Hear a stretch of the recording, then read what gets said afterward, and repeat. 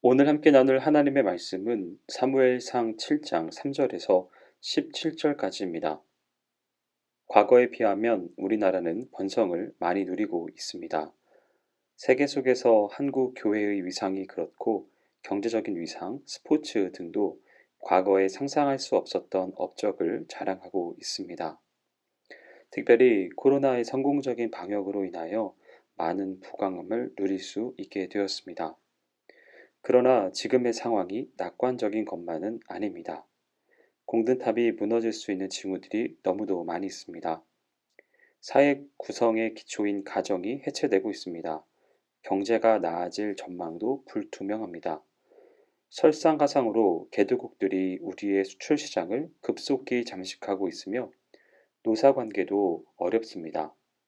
정치가 이 문제를 해결하고 있지 못하고 있는 실정입니다. 나라 안팎의 사정들로 인해 수많은 젊은이들이 직장을 얻지 못한 채 실업자로 살아가고 있습니다. 많은 젊은이들이 꿈을 포기하고 있습니다. 가장 큰 염려는 한국 교회의 영적인 어두움입니다. 성도들의 기도 소리가 사라지고 있습니다. 사회의 비리에 성도들의 이름이 등장합니다. 교회가 사회로부터 외면당하는 징후들이 여기저기서 나타나고 있습니다. 교회의 새 신자 등록이 정지 상태입니다. 교회의 젊은이들 주일학교가 무너지고 있습니다. 이 위기를 국민들이나 성도들이 인식하지 못하고 있습니다. 세상이 어려워지고 교회가 권위를 잃어버리는 원인은 성도들이 하나님보다 더 사랑하는 것이 있어서 그렇습니다. 이 사회와 교회의 위기를 극복하려면 하나님께 돌아가야 합니다. 본문은 하나님을 떠난 이스라엘이 블레셋에게 패하여 20년 동안 정치, 경제, 영적으로 억압을 받은 내용입니다. 20년이 지나 사무엘 때에 이르러 이스라엘은 미스바에 모여 우상을 버리고 하나님께로 돌아와 여호와 신앙을 회복합니다. 그 결과 하나님께서는 블레셋 군대를 파하셨습니다. 이스라엘의 경제가 회복되기 시작했고 이웃나라와 평화를 이룩했으며 이스라엘 최고의 번성기인 다윗 왕국으로 가는 기초가 세워졌습니다. 이제 나라가 회복되어야 합니다. 가정들이 회복되어야 합니다. 교회가 회복되어야 합니다. 미스바 영적 강성 운동이 이 땅에 새롭게 일어나야 하는 이유입니다. 20여 년 동안 블레셋은 이스라엘을 통치했습니다.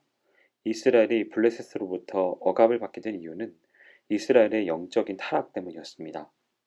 사무엘이 어렸을 적 이스라엘의 대제사장이던 엘리의 두 아들인 홈니와 비느하스는 하나님을 멸시했습니다. 그들은 하나님께 드리는 제사의 제물을 자기들 마음대로 취하였고 성전에서 수종드는 여인들을 범하였으며 온갖 악행을 저질렀습니다. 그러면서도 제사장직을 수행했습니다. 대제사장 엘리는 아들들의 만행을 알고도 묵인했습니다. 제사장들이 이러하니 백성들의 타락상은 말할 것도 없었습니다. 백성들은 표면적으로는 여호와께 제사를 드렸지만 실질적으로는 집에 우상을 두거나 우상을 찾아가 섬겼습니다. 하나님도 섬기고 우상도 함께 섬긴 것입니다. 하나님께서는 블레셋으로 이스라엘을 침공하게 하셨습니다. 대제사장 엘리와 그의 두 아들 홈니와 비느하스는 모두 같은 날에 죽었습니다. 하나님의 궤도 블레셋에게 빼앗겼습니다. 엘리 대제사장의 며느리도 이 끔찍한 소식을 듣고는 해산하다가 죽었습니다. 엘리의 며느리는 죽어가면서도 그가 낳은 아들의 이름을 이가봇이라고 했습니다. 하나님의 영광이 떠났다는 뜻입니다. 이스라엘에서 하나님이 떠나가신 것입니다. 그 후 이스라엘은 20년 동안 블레셋의 극심한 압제를 받아야 했습니다. 블레셋의 우상을 섬겨야 했고 경제적으로 극심한 궁핍을 겪어야 했습니다. 그야말로 노예 생활을 한 것입니다. 여기까지가 6장까지의 내용입니다. 지금 한국 교회의 상황이 하나님께서 떠나시기 직전이 아닌가 돌아봐야 할 것입니다. 그럼에도 불구하고 우리가 함께 소망을 가질 것은 고난 중에 찾아오시는 하나님 때문입니다. 하나님의 찾아오심은 먼저 백성들에게 하나님을 사모하는 마음을 주시는 것으로 나타납니다. 그래서 성경은 기럇 여아림 사람들이 와서 여호와의 궤를 옮겨서 산에 사는 아비나답의 집에 들여놓고 그 아들 엘리야사를 거룩히 구별하여 여호와의 궤를 지키게 하였더니 궤가 기럇 여아림에 들어간 날부터 20년 동안을 오래 있은지라 이스라엘 온 족속이 여호와를 사모하였다고 합니다. 하나님께서는 하나님을 사모하는 백성들의 고난을 외면하지 않으십니다. 역사가 이를 증명하고 있습니다. 하나님께서는 애굽에서 노예로 살던 이스라엘의 절망적인 상황 가운데 개입하셨습니다. 로마 제국의 통치로 이스라엘이 억압을 당하고 있을 때 주님께서는 사람의 몸을 입으시고 이 땅에 찾아오셨습니다. 16세기 로마 교회가 타락했을 때 하나님께서는 종교 개혁을 일으키셨습니다. 17세기부터 19세기는 타락과 부흥의 시기였습니다. 독일의 종교개혁 이후 교회가 교의와 형식에 치우쳐 신앙의 열정은 사라지고 사회는 타락 일로를 걷고 있을 때 하나님께서는 슈페너와 프랑케를 중심으로 튜빙겐 대학 교수들을 참여시켜 경건주의 운동을 일으켜 독일을 살리셨습니다. 하나님께서는 타락으로 얼룩진 영국의 경건주의의 후에 웨슬리를 보내셔서 영국을 새롭게 하셨습니다. 영적으로 잠자던 미국의 웨슬리와 함께 부흥운동을 주도했던 휘필드가 건너가 미국 감리교회의 새로운 역사를 시작합니다. 웨슬리와 휘필드의 영향을 받은 미국 감리교회 평신도들이 미국 교회에 불을 지폈으며 미국 감리교는 사실상 청교도 정신을 이어받게 됩니다.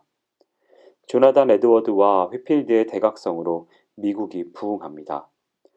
아주사의 펜타코스타 운동이 감리교 목사들에 의해 일어났습니다. 하나님께서는 나라가 위기에 처했을 때 하나님의 사람들을 쓰셔서 교회를 새롭게 하셨습니다. 오늘 본문도 마찬가지입니다. 이스라엘이 블레셋의 통치로 고난이 극에 달하던 시기에 하나님의 역사가 시작됩니다. 한국 교회의 부흥 운동도 한국이 처한 가장 어려운 상황에서 일어났습니다. 3.1운동 직후 일본의 혹독한 압제 때에 교회가 부흥합니다. 6.25 전쟁이 지나고 어려운 시기에 교회가 부흥했습니다. 유신 헌법 이후 사회적 혼란 중에 교회가 부흥합니다. 이처럼 어려운 시기마다 부흥을 허락하신 하나님의 은혜로 한국 교회가 성장했습니다. 하나님의 은혜와 이를 사모하는 열정이 합력하여 선을 이룬 것입니다. 한국 교회가 어려움 가운데 부흥하던 시기에 한국 교회에는 철야기도, 새벽기도, 산기도를 통한 기도운동이 있었습니다. 여의도에서는 100만 명씩 모이던 집회가 있었으며 집회가 끝나고 장대비가 억수같이 오는데도 30만 명 이상이 광장에서 밤새워 기도했던 적이 있었습니다. 물불을 가리지 않고 복음을 전하는 전도의 열정이 있었습니다. 개척교회에 자신의 재산을 아낌없이 드리던 헌신이 있었습니다. 그토록 아름답던 한국교회의 신앙 전통이 점차 사라지고 있습니다. 1988년 올림픽 이후 다른 종교는 성장을 거듭하고 있는데 교회는 내리막길 일로입니다. 교회 성장의 둔화에는 주요한 이유가 있습니다.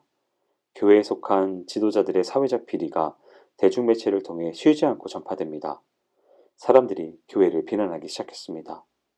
기독교를 사칭한 사이비 종교들이 사회의 지탄을 받고 있는데도 기독교는 이에 현명하게 대처하지 못하고 있습니다. 교회는 심각하게 분열되었으며 세상은 교회 분열에 염증을 내고 있습니다.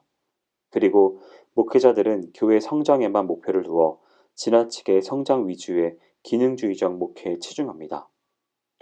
교회가 세상을 구원하는 사명을 잊어버리고 성장만 추구하니 많은 무리수가 따르게 되고 비난받은 일도 서슴없이 하게 됩니다. 일부 대형교회의 세습이 사회 문제가 되었습니다. 교회가 세상의 빛이 되지 못하고 오히려 세상으로부터 개혁하라는 요청을 지속적으로 받고 있는 형국입니다. 이 상태가 계속 지속된다면 한국교회는 다시 일어설 수 없을지도 모릅니다. 미스바 각성운동처럼 한국교회 각성운동이 일어나야 하는 이유입니다. 사랑하는 성도 여러분, 현실보다 중요한 것은 미래를 향한 바른 비전입니다. 오늘 부유한 사람, 가정, 나라도 비전이 없으면 10년, 20년 후를 장담할 수 없습니다. 그러나 오늘 현실이 힘들지라도 비전이 분명하면 장래는 희망적입니다. 오늘 우리의 삶이 어려울지라도 비전을 키워가시기 바랍니다. 한국교회의 부흥을 꿈꾸시기 바랍니다. 비전에 우리의 소망이 있습니다. 기도하겠습니다. 사랑과 은혜가 많으신 하나님 아버지, 많은 타락과 많은 혼란들 속에서도 불구하고 우리 가운데 큰 부흥과 능력을 허락하여 주시는 하나님의 은혜를 인하여 감사드립니다. 언제나 주님께서 주시는 참된 부흥을 기도하게 하여 주시옵시고 주님의 군사로서 바로 설 수 있는 우리의 모습이 될 수 있도록 인도하여 주시옵소서. 그러한 모든 상황들 가운데 부흥을 허락하여 주실 주님을 소망하오며 모든 말씀 예수님의 이름으로 기도합니다. 아멘.